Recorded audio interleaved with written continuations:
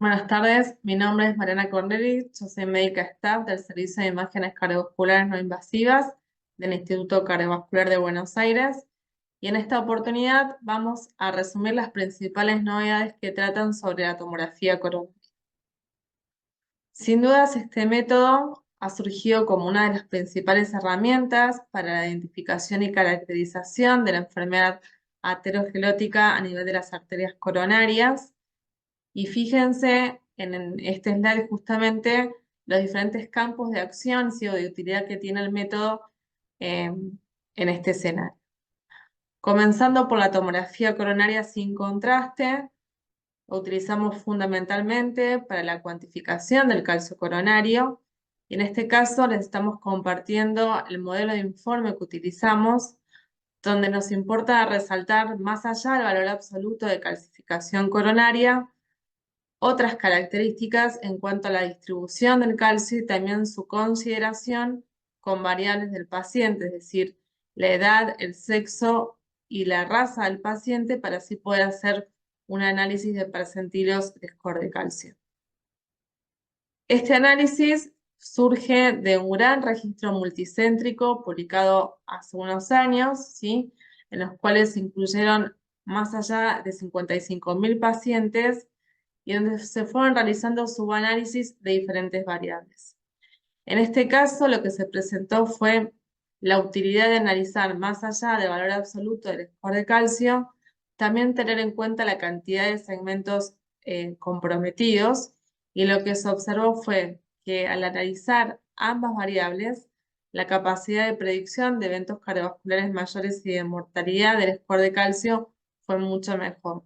De ahí entonces la utilidad de describir también la distribución del calcio en nuestros informes. Por otro lado, también surgió la importancia de poder aclarar, identificar el compromiso del tronco de coronaria izquierda. En estos casos, en estos pacientes, lo que se observó también fue una asociación con una mayor tasa de eventos cardiovasculares y de mortalidad, tanto de todas las causas como de mortalidad cardiovascular. Así que estas variables, es decir, cantidad de vasos comprometidos y si hay compromiso o no del tronco de coronaria izquierda, son variables a tener en cuenta en el score de calcio coronario. Por otro lado, muchas veces nos veíamos limitados al hacer el análisis del score de calcio, en que en general los reportes de referencia se basan en poblaciones de adultos mayores de 45 años. Lo que estamos observando al día de hoy es que cada vez una población más joven, ¿sí?, debuta con eventos cardiovasculares. Es decir, que estamos llegando tarde al diagnóstico. Y entonces lo que se propone es ver la utilidad que tiene el uso del score de calcio coronario en poblaciones más jóvenes. En estos dos trabajos se incluyeron pacientes de edades entre 30 y 45 años, donde se observó que un porcentaje no despreciable de pacientes presentan calcificaciones coronarias y que estos pacientes van a presentar una tasa mayor de eventos cardiovasculares.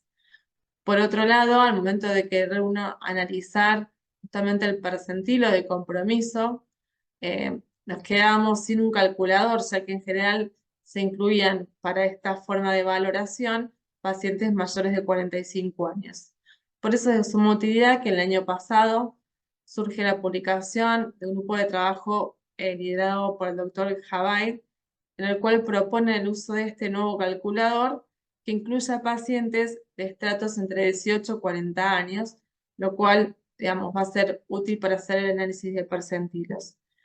Por otro lado, al analizar este artículo, se resalta que en pacientes de sexo femenino, ¿sí?, independientemente del valor que tengan, ¿sí?, en este grupo de edad, siempre la presencia de score de calcio y de calcificación coronaria se asocia con un percentilo mayor al 90, es decir, que es población de muy alto riesgo.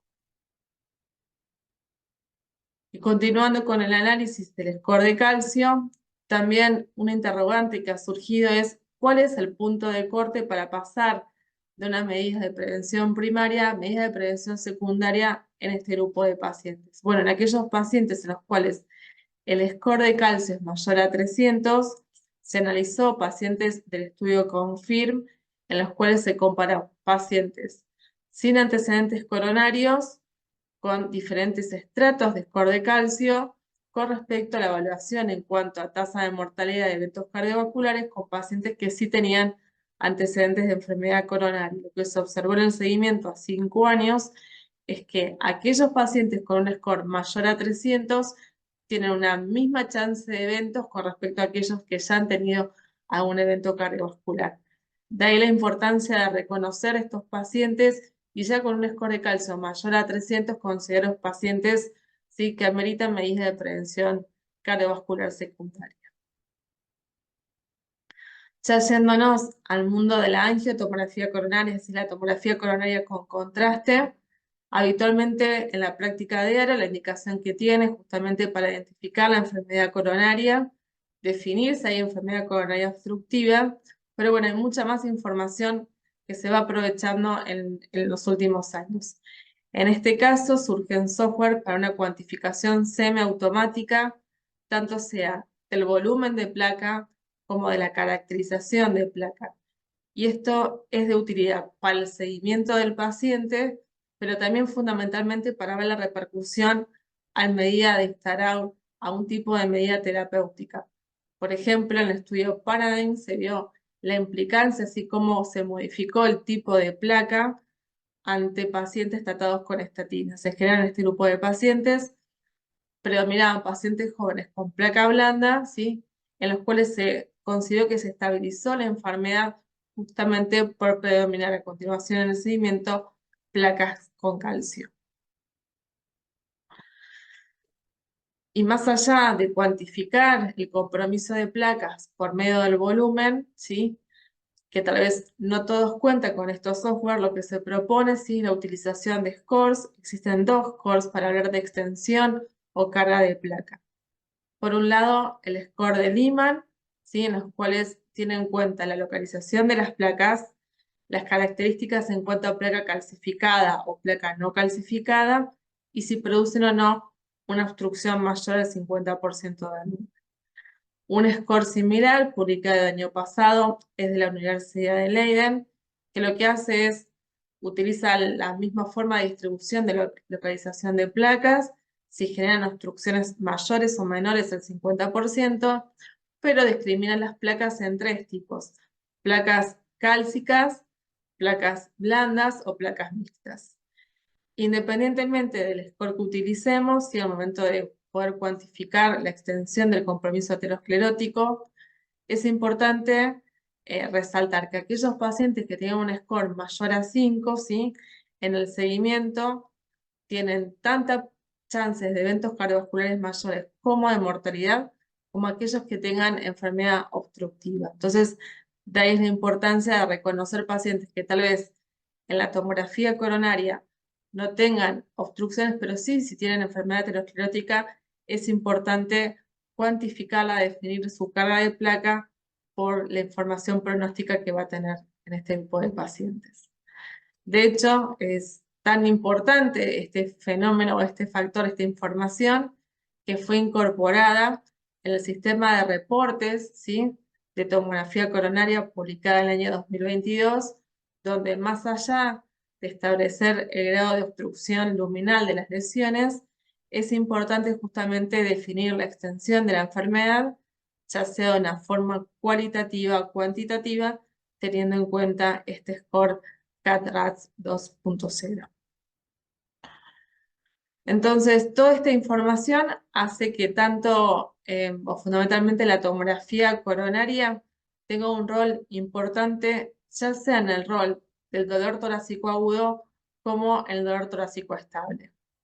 Con respecto al dolor torácico agudo, tanto las guías americanas, publicadas en el año 2021, como las guías de síndromes coronarios agudos europeas, publicadas en el año 2023, dan un rol importante a la tomografía coronaria, ya sea para descartar la etiología de la enfermedad coronaria como causante del dolor torácico, como, por otro lado, sí, determinar como posible causal, y su ventaja en aquellos pacientes que tal vez no tengan enfermedad obstructiva, de poder identificar el compromiso aterosclerótico para poder indicar el tratamiento médico adecuado.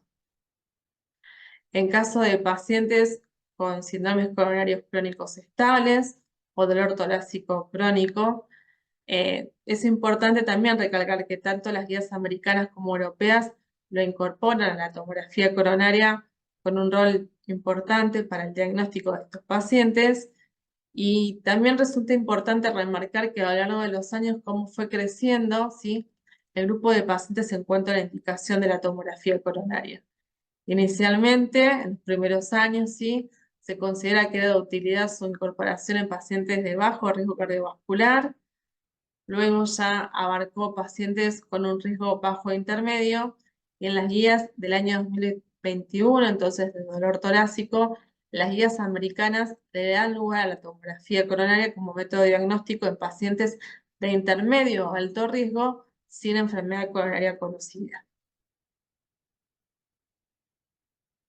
Por otro lado, ¿sí?, un gran desarrollo de la tomografía coronaria es justamente su capacidad de, más allá de brindar información anatómica, de poder caracterizar funcionalmente las lesiones.